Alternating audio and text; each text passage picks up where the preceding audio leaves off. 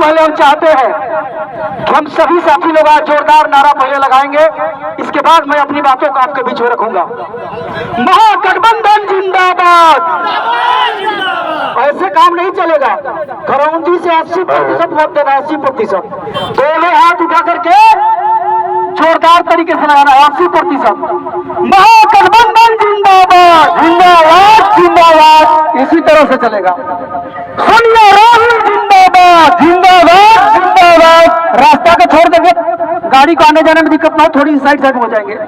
सोनिया राहुल जिंदाबाद, जिंदाबाद, जिंदाबाद। वीर हेमंत जिंदाबाद, जिंदाबाद, जिंदाबाद। राहुल यादव जिंदाबाद, जिंदाबाद, जिंदाबाद।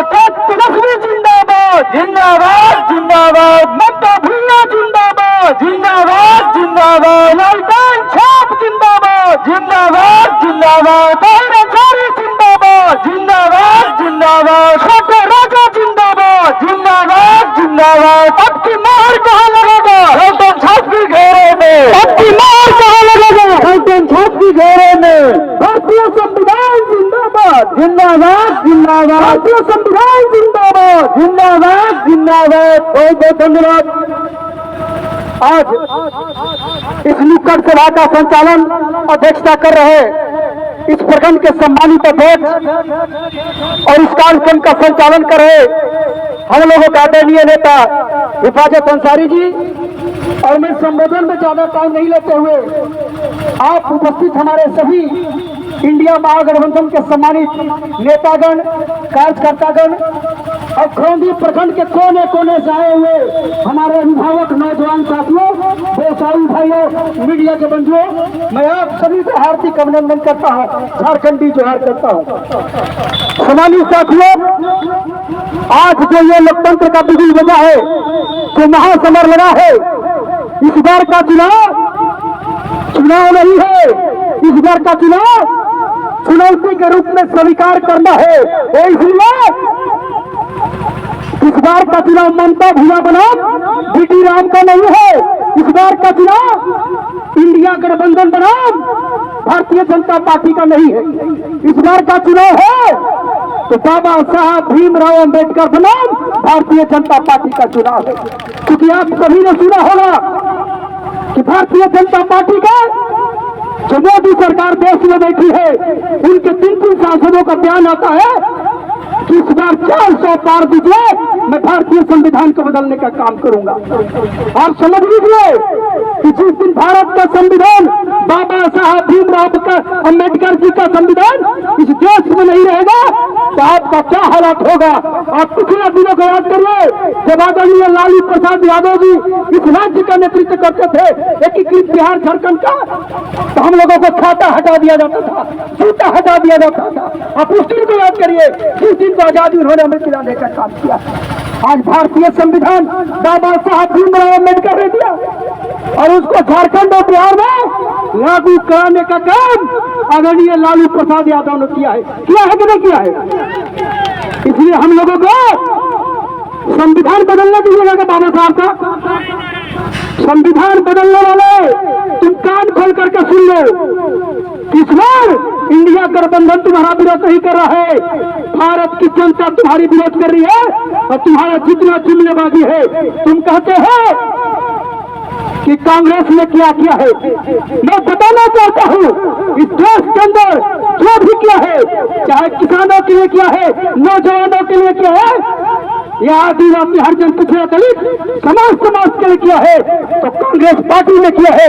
भारतीय जनता पार्टी सिर्फ और सिर्फ 10 साल की राजनीति में काम किया है तो हमारा सेल बचने का काम किया है, रेल बचने का काम किया है, डाक बचने का काम किया है, देश के नौजवानों को भविष्य बेचने का काम किया है।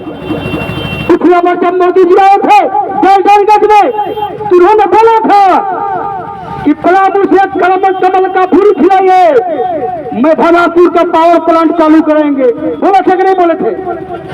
एक बात बोले थे कि एक कमल का फूल खिलाइए, मंडल डैम का पानी खरौंदी प्रखंड सहित पलामू के पूरे धरती पर घुमाने का काम करेंगे। पानी घूम रहा है क्या यहाँ? उन्होंने बोला था कि एक वोट दीजिए कमल को, चोपड़ा का सीमेंट फैक्ट्री खोलवाए थे, खुल गया चोपड़ा का सीमेंट फैक्ट्री। नहीं, आप जान लीजिए कि जिसके प्रधानमंत्री झूठा बोलता है उसका नेता कितना झूठ बोलते होंगे। सम्मानित साथियों, आज देश के अंदर बेरोजगारी का देश झेल रहे हैं नौजवान, बॉर्डर पर किसान को लिखा रहे। आप देखते होंगे कि सबसे अधिक आत्महत्या खुदकुशी किसने किया है किसान ने, तो भारतीय जनता पार्टी की सरकार में हरियाणा का किसान, पंजाब का किसान, इस देश के किसान ने किया है। और लोग बोलते हैं कि भारत किसानों का देश है, भारत गांवों का देश है। मैं पूछना चाहता हूं उस मोदी सरकार से, उस भारतीय जनता पार्टी की सरकार से कि तुम्हारा जो पॉलिसी है केंद्र में, किसानों के लिए क्या बनाया तुमने? क्या किसानों को खुदकुशी करने के लिए बनाया है? आपने बोला था कि देश में 1 करोड़ नौकरी प्रत्येक वर्ष देंगे पूरे नौजवानों को, क्या आपने दिया? एक व्यक्ति को रोजगार देने का नहीं काम किया। मेरे सम्मानित साथियों, बदले में उन्होंने जब देखा कि दिल्ली में बैठी सरकार, राज्य की दिल्ली की सरकार, केजरीवाल जी ने अच्छा स्कूल बनाने का काम किया जिसको गरीब की जरूरत है। यदि सबसे अधिक भारत की लोगों की जरूरत है तो फिर से अच्छी शिक्षा की जरूरत है, स्वास्थ्य की जरूरत है, सिंचाई की जरूरत है कि नहीं है?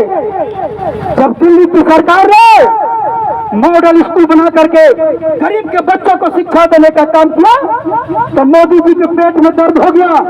इसका तो सराहना होने लगा, गरीब के बच्चा पढ़ लेंगे तो हमारा झंडा कौन धोएगा। उन्होंने देखा कि दिल्ली में मोहल्ला क्लिनिक है, जब गरीब का बेटा बीमार पड़ता है तो उसको 1 रुपया के चाव से लेकर के लाखों लाख रुपया के दवा मोहल्ला क्लिनिक में फ्री मिलने लगा, तो उनको और दर्द बढ़ गया कि मेरा झंडा कौन धोएगा और दिल्ली में सरकार कैसे पलटेगा। इसलिए हमारे केजरीवाल जी को झूठा मुकदमा दर्ज करा के जेल भेजने का काम किया। सम्मानित साथियों, हमारा जो हेमंत सोरेन जी है, पूर्व मुख्यमंत्री यहाँ के, फिर हेमंत जी को जब हमारे हेमंत जी ने झारखंड की गद्दी को संभाला, उन्होंने देखा कि झारखंड राज्य आदिवासियों की राज है, दलितों का राज है, पिछड़े का राज है। जब उन्होंने अपना गाड़ी विकास की बढ़ाया दलित के लिए, पिछड़े के लिए, आदिवासी के लिए, तो उनको दिल्ली में बैठे लोगों को हड़गड़ी हो गया। ये तो 50 वर्ष के लोगों को पेंशन देने लगा। सम्मानित साथियों, आपने देखा होगा कि मोदी जी बोले थे कि 2024 तक कोई भी व्यक्ति ऐसा नहीं रहेगा कि जिस पर पक्का का मकान नहीं होगा। लेकिन मैं पूछना चाहता हूँ कि आप गाँव में चलिए, चन्ना, खोखा, पिपरा, अब केरला, कदवन, जहां भी जाइए, क्या सबका मकान बन गया? क्या उन्होंने झारखंड के साथ सौतेला व्यवहार करने का काम किया और यहाँ का प्रधानमंत्री आवास रोक करके उत्तर प्रदेश के बगल के राज्य में देने का काम किया। हम लोग बदला लेंगे कि नहीं लेंगे उनसे? सम्मानित साथियों, लेकिन मेरा वीर मुख्यमंत्री ने जब देखा कि अब प्रधानमंत्री आवास झारखंड के लोगों के लिए बंद कर दिया गया, तो हमारे मुख्यमंत्री ने अपना आवास 12 लाख लोगों का पक्का मकान देने का काम किया। यह है हेमंत सोरेन की सरकार, यह है महागठबंधन की सरकार।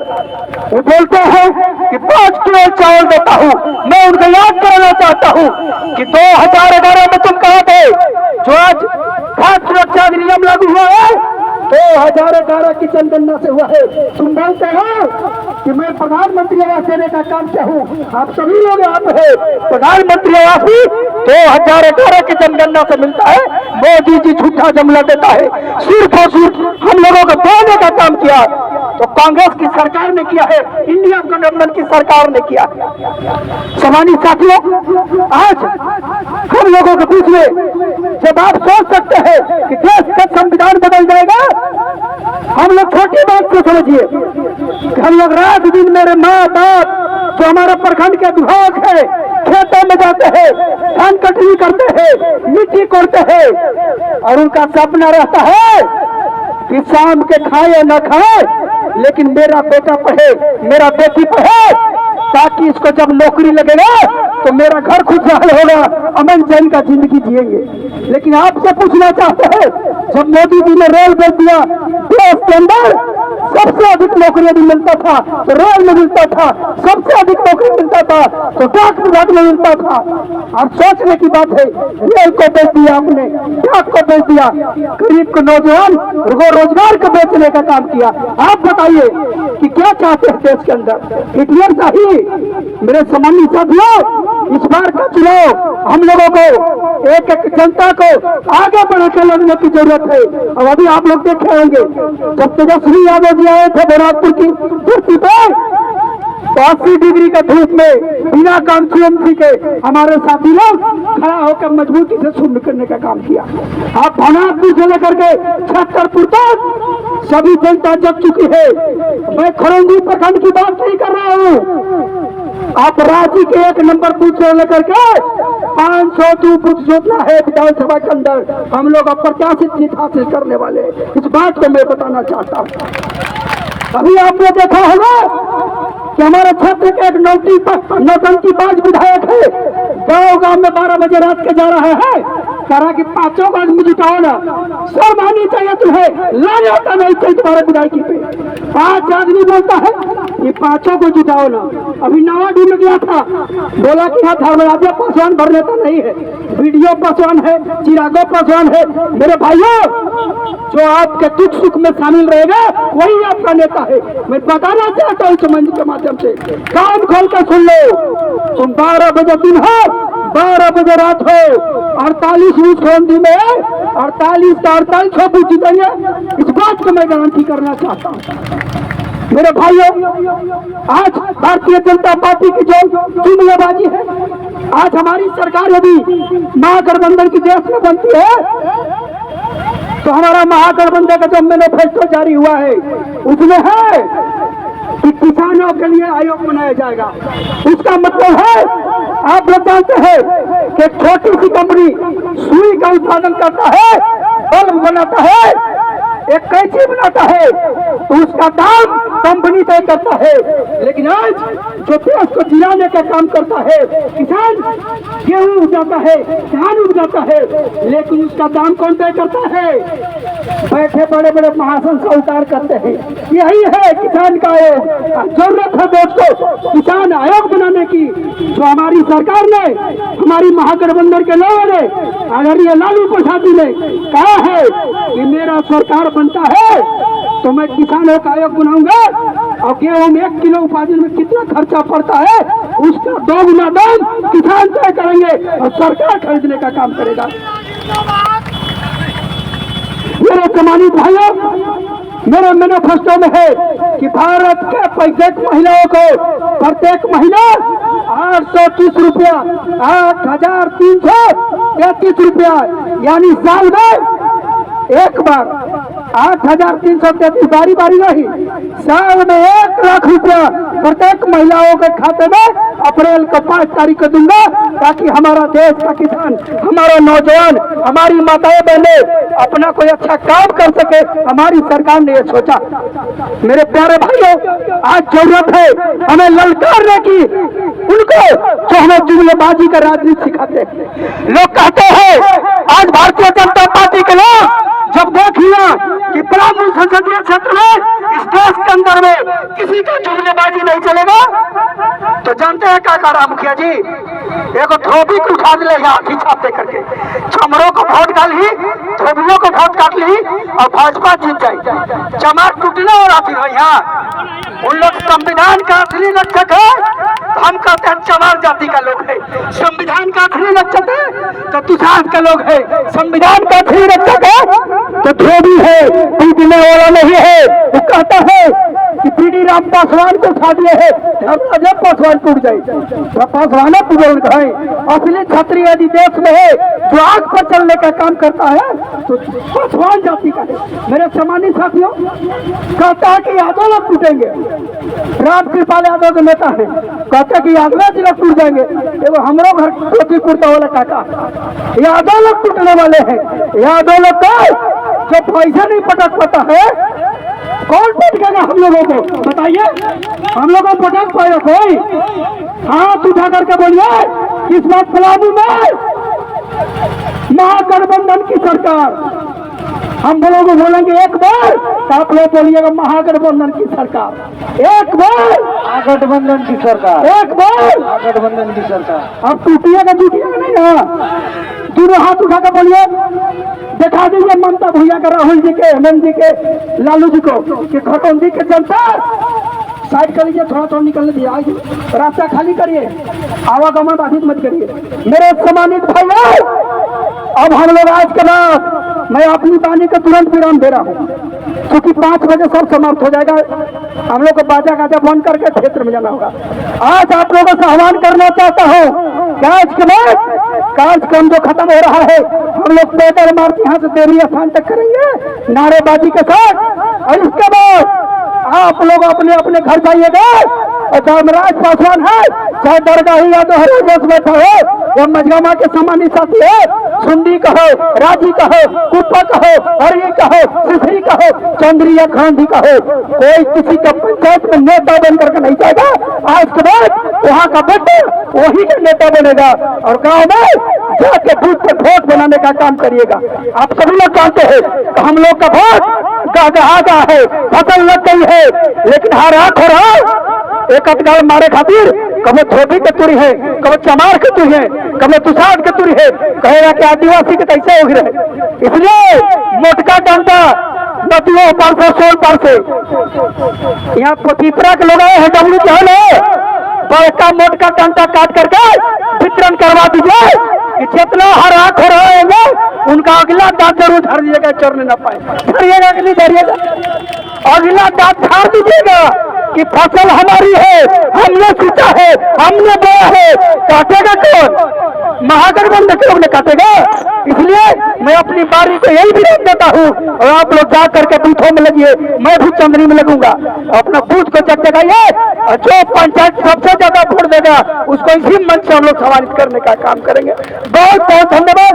जय